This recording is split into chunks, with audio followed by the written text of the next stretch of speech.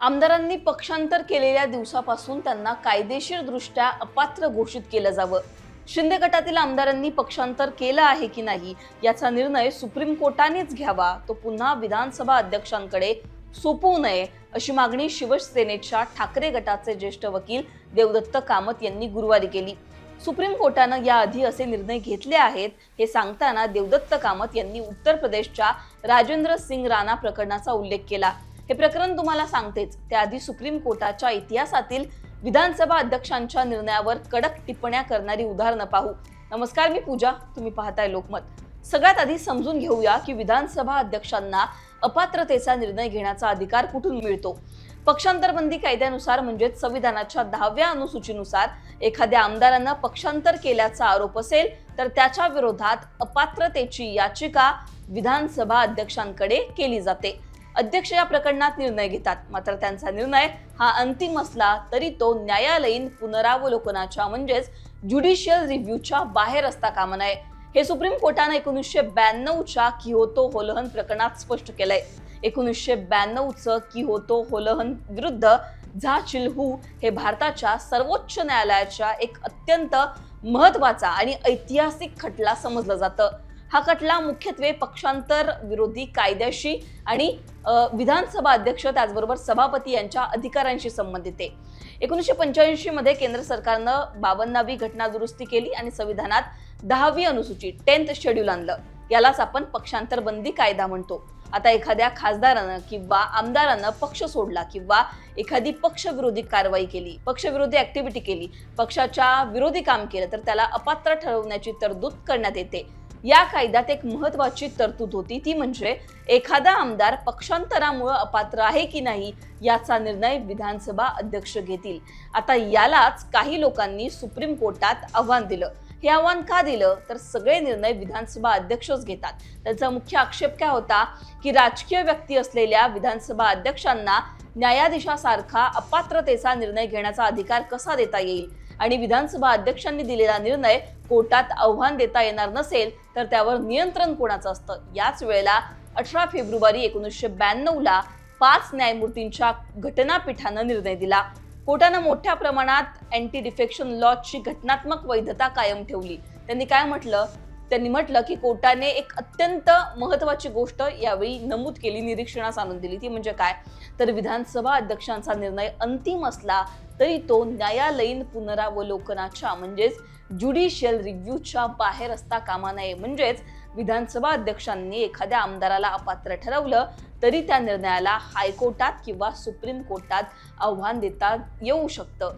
आता शिवसेनेच्या केसमध्ये सुद्धा आपल्याला हेच पाहायला मिळतंय की विधानसभा अध्यक्षांनी निर्णय घेतला पण त्या निर्णयाला सुप्रीम कोर्टात आव्हान दिलं गेलं आणि त्यामुळे हा निर्णय सुप्रीम कोर्टानेच द्यावा असं ठाकरेंच्या वकिलांनी म्हटलं. आता ही मागणी रास्त आहे का तर त्यासाठी त्यांनी कुठलं प्रकरण सांगितलं तर 2007चं राजेंद्र सिंग राणा हे प्रकरण. ते नेमकं काय ते सुद्धा सांगते. 2007च्या उत्तर प्रदेशच्या राजेंद्र सिंग राणा या प्रकरणाबद्दल बोलूयात, ज्याचा दाखला ठाकरेंच्या वकिलांनी सुप्रीम कोर्टात दिला.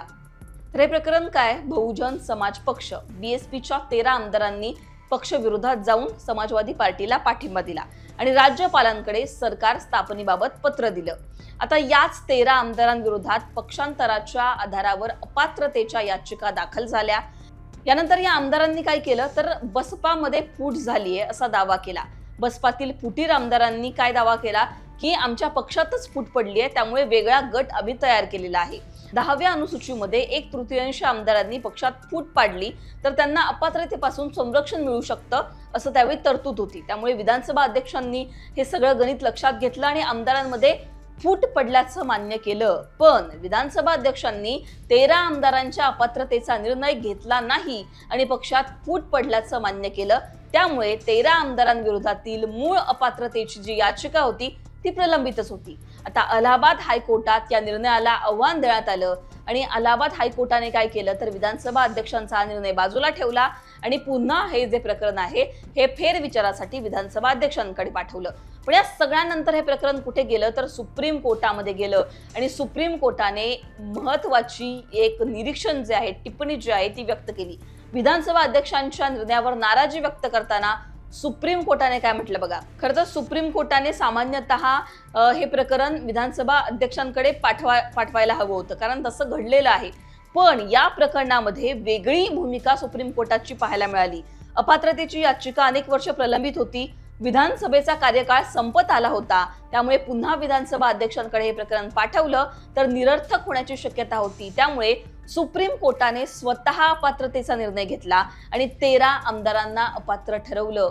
त्यामुळे पहिल्यांदा असं घडलं की सुप्रीम कोर्टाने विधानसभा अध्यक्षांचा अपात्रतेचा जो निर्णय होता, जो त्यांनी घेतलाच नव्हता, तो चुकीचा ठरवला आणि स्वतः एक वेगळा निर्णय दिला. आणि त्यामुळे या केसचा दाखला सातत्यानं सुप्रीम कोर्टामध्ये दिला जातोय. आणि कशा प्रकारे शिवसेनेसाठी ही केस महत्वाची होती असं ठाकरेंचे वकील सांगतायत. आता बोलूयात 2021 मधील मणिपूरच्या एका प्रकरणाबद्दल. या प्रकरणाचा सुद्धा हवाला जो आहे तो शिवसेनेच्या केसमध्ये दिला जातोय. आता हे थेट उदाहरण काय आहे, विधानसभा अध्यक्षांनी आमदारांना अपात्र ठरवलं, मात्र संबंधित आमदारांना आपलं म्हणणं मांडण्यासाठी आणि पुरावे सादर करण्यासाठी योग्य संधी देण्यात आली नसल्याचं सुप्रीम कोर्टाच्या निदर्शनास आलं. त्यामुळे सुप्रीम कोर्टाने विधानसभा अध्यक्षांचा अपात्रतेचा आदेशच बाजूला ठेवला आणि प्रकरण पुन्हा त्यांच्याकडे पाठवलं. आता या सगळ्यांचा अर्थ काय, तर विधानसभा अध्यक्ष एखादा निर्णय जर आपल्या अधिकार क्षेत्राच्या बाहेर जाऊन घेत असतील, त्यामध्ये योग्य प्रक्रिया ते फॉलो करत नसतील, अधिकार क्षेत्राबाहेर निर्णय घेतला गेला असेल किंवा घटनात्मक प्रक्रियेचा भंग झाला असेल, तर सुप्रीम कोर्ट हस्तक्षेप करू शकतं आणि तो निर्णय बदलू शकतो. अशी जी उदाहरणं आहेत ती कोर्टामध्ये ठाकरेंच्या वकिलांनी दिलेली आहेत. त्यामधलीच काही महत्त्वाची उदाहरणं तुम्हाला सांगण्याचा प्रयत्न होता. तुम्हाला या सगळ्यांवर काय वाटतं, तुमची मतं कमेंटमध्ये सांगा. लोकमतला सबस्क्राईब केलं नसेल तर सबस्क्राईब करायला विसरू नका.